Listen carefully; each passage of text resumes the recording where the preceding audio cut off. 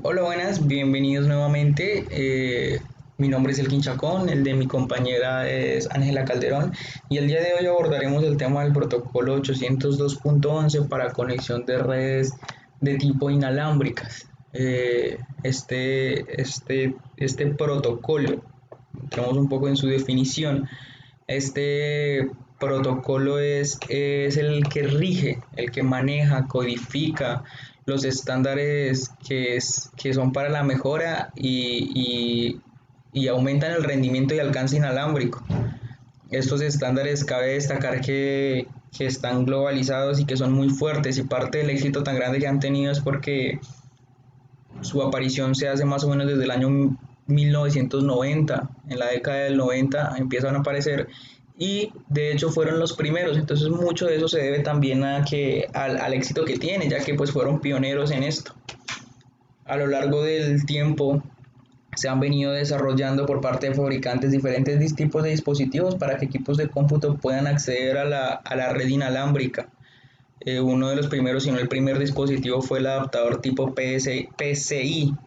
Este adaptador tipo PCI, cuya traducción exacta de PCI es Peripheral Component Interconnect, constataba de una antena que sobresalía generalmente por la parte de atrás de la CPU. Son equipos de cómputo de mesa, y estaba conectada a una tarjeta que tenía un puerto de conexión tipo PCI. Cabe destacar que PCI no es únicamente no es dedicado exactamente al protocolo 802.11, sino es un tipo de conexión que llevaban las board, o las primeras board llevaron para dispositivos que se podían agregar o quitar, como es el caso de esta antena de red. Tiempo después apareció el adaptador PC MCIA. Este adaptador, pues, mucho más pequeño por el hecho de que fue dedicado a los primeros equipos portátiles que tuvieron la conexión 800, que tuvieron conexión inalámbrica. Este adaptador, pues, aunque fue bastante fuerte, no tuvo el impacto, no tuvo la duración en el mercado que tiene o ha tenido PCI, puesto que fueron reemplazados rápidamente por los adaptadores mini PCI Express, que eran mucho más pequeños, que permitían que permitían que se fabricara una laptop más pequeña, un equipo portátil más pequeño, más delgado. Y es una tarjeta muy pequeña que cada vez se viene haciendo menor, que va conectada por medio de un slot a la board. ¿Qué pasa? Todos estos dispositivos que he nombrado hasta el momento tienen su conexión directamente a la board, y es un poco más complicado el hecho de retirarlos e instalarlos en otro computador, porque algunos vienen para una serie de computadores y ya. Desventaja que desaparece cuando llega el adaptador de red por USB. Este adaptador, el cual viene generalmente con un instalador de su controlador, es bastante bueno, tiene un alcance bastante alto y pues se usa demasiado. Hablando un poco más de lo que es la forma de trabajo de la normativa 802.11, encontramos que su arquitectura se le conoce como arquitectura celular por el hecho de que trabaja por una arquitectura de celdas. Esta arquitectura un- tiene una sigla de nombre BSS, que significa Basic Service Sets, o traduce conjunto básico de servicios. Eh, un BSS está formado por nodos fijos o móviles llamados estaciones. Cada uno de estos BSS está gobernado por un access point, un AP, un punto de acceso, lo que traduce, eh, ya que en uno de los apartados de la normativa estándar 802.11, el apartado 5.2.1.1 para ser precisos, lo define como una estación base provista de acceso al sistema de distribución, capaz de proveer a las estaciones de los servicios de este. Esa es lo que dice la normativa. O sea, lo que significa es que este punto de acceso es el que genera la conexión, o parte de la conexión. Nace la posibilidad de conexión a los dispositivos que se conectan a él, valga la redundancia, y provee los servicios, bien sea de una conexión hacia la red, o una conexión entre los dispositivos para la transmisión de datos, dependiendo de lo que queramos usar.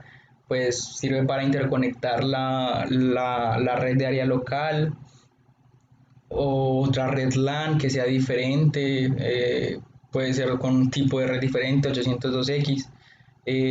Estos puntos de acceso pueden servir como otro punto de acceso para interconectar puntos de acceso o simplemente para encaminar datos dentro de una zona de cobertura en un tipo router, como les mencionaba, para compartir datos entre los dispositivos que estén conectados. Este punto de acceso es un elemento esencial el funcionamiento de la red inalámbrica, ya que pues, va a ser el que recibe y transmite la señal que se da. Cabe destacar de manera obvia, pero pues vale la pena mencionarlo, que el medio de transmisión de la señal de la señal de estas redes por el aire. Bueno,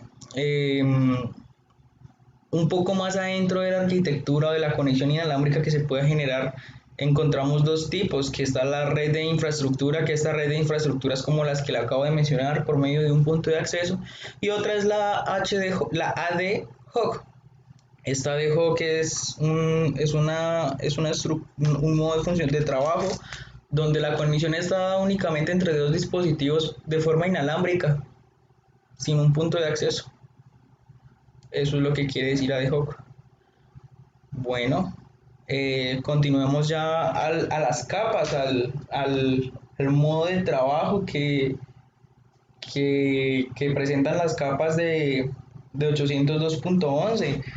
Bueno, cabe recalcar que trabaja el modelo de arquitectura de 800.2 o el modelo OSI, pero o sea, trabaja tal cual, trabaja las dos últimas capas del modelo OSI adheridas a él, las cuales son unas capas físicas y una capa de enlace. Esta capa física tiene una división en subcapas que son PMD y PLCP, que PMD significa Physical Media Dependent. Esta capa corresponde a un conjunto de especificaciones de cada uno de los sistemas de transmisión al nivel físico, ¿sí? Al nivel físico. Este estándar define cuatro como infrarrojos, FHSS, DSS o FDM. Esas que les acabo de nombrar, dos de las que les acabo de nombrar serán explicadas en breve por mi compañera. Y es eso. Ahora, la capa de enlace está dividida también en dos subcapas, la cual es la subcapa MAC, perdón, faltó explicar PLCP. PLCP, que significa Physical Layer Convergence Procedure, es la que se encarga de adaptar las diversas especificaciones que se dan de la capa PMD a la subcapa MAC. Especificaciones, las adapta y pasa a la subcapa MAC. Ahora sí, esa subcapa MAC, que significa Media Access Control, es acá donde el protocolo es especificado donde se especifica el protocolo de acceso al medio ya propiamente dicho. Es una serie de peculiaridades o características propias de la red que son como el envío de datos, la posibilidad de fragmentar las tramas y donde los mecanismos de encriptación se hacen eficientes para dar confidencialidad a los datos transmitidos. Acá esta capa de enlace maneja la parte de los datos que son transmitidos, su encriptación, cómo se deben manejar, asegurándose la seguridad de los datos. Obviamente estas capas son reforzables, pero 802.11 tiene un estándar de manejo bastante seguro, lo cual también por eso lo hace líder o prácticamente el estándar global para la conexión. Y nuestra última subcapa, ELLC, que es Logical Link Control, esta ofrece un servicio de transporte único para las tecnologías. Eh, Esta capa de enlace ELC se encarga de lo que es el transporte de los datos, la adaptación del controlador en el transporte de los datos. Bueno, eso es por mi parte. Ya procederemos a una segunda parte de la explicación, la cual es de mi compañera Ángela. Le cedo el turno a ella.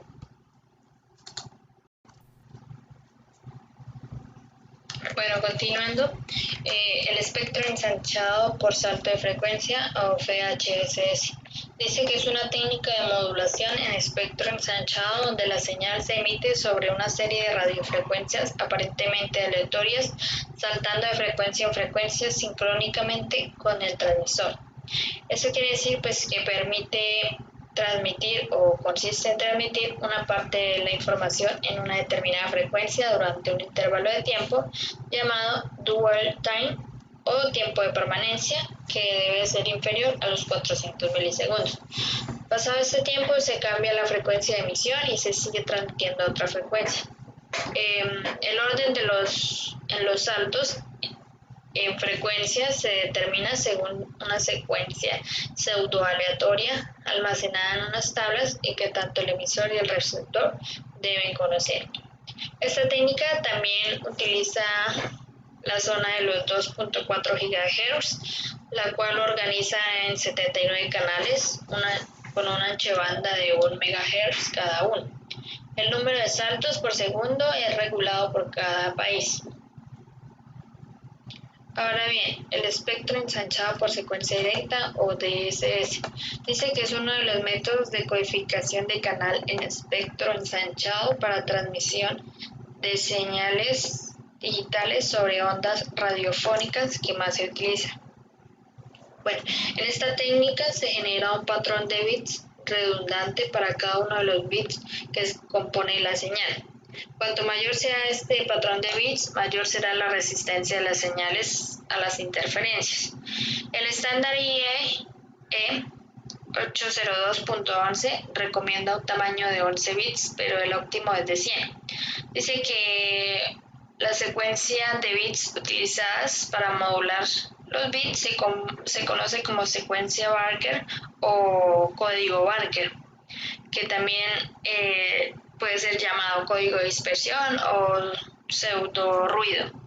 Es una secuencia rápida diseñada para que aparezca aproximadamente la cantidad de unos que de ceros. Bueno, este espectro tiene una modulación según el estándar IEEE 802.11. Dice que una vez aplicada la secuencia de Barker, se define o se ha definido dos tipos de modulación para la técnica de espectro ensanchado por secuencia directa. La modulación dBPSK, que sus siglas traducirían clave de desplazamiento de fase binaria diferencial, y la modulación dQPSK, que pues también traducirían clave de cambio de fase de cuadratura diferencial.